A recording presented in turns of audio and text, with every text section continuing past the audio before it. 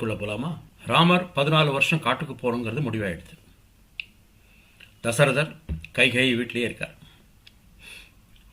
கௌசல்யா ராமரோட பெத்தவ. அவளுக்கு நியூஸ் வந்தோடனே அவளுக்கு அப்படியே ஆடி போயிடுறா. என்னடா அது, எப்படி நாளைக்கு ராஜ்ய அபிஷேகம், இன்னைக்கு ஒன்று சொல்லிட்டா 14 வருஷம் காட்டுக்கு போ அப்படின்னு சொல்லிட்டா அப்படின்னு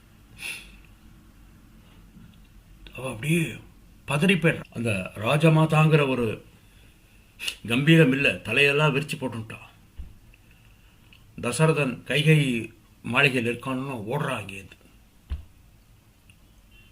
அப்படியே ஓடி போய் கத்தணும்னு போறா.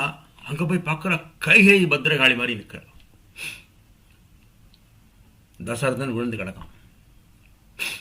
தசரதனை பக்கத்தால் போய் உட்காந்துட்டு, நாளைக்கு ராஜ்யாபிஷேகம் வச்சு இன்னைக்கு எதுக்கு உங்கள் பையனை நீங்கள் வெளியில் அனுப்புறீள், அதுவும் 14 வருஷம் காட்டுக்கு போகணும் அனுப்புறீள், இது நியாயமா, இப்படி பண்ணலாமா அப்படிங்கிறார்.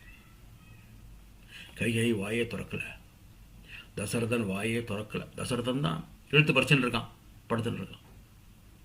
அப்போ வசிஷ்டர் அங்கே வர்றார். அப்போ கூட கோசலை சொல்கிறா, பரதனுக்கு பட்டாபிஷேகம் சொல்லியிருக்கேள், பரவாயில்ல, 4 அண்ணன் தம்பிகளுக்குள்ள யாருக்கு வேணாலும் நடக்கட்டும், பட் ராமனை எதுக்கு காட்டுக்கு அனுப்பணும் நீங்கள் அப்படிங்கிற.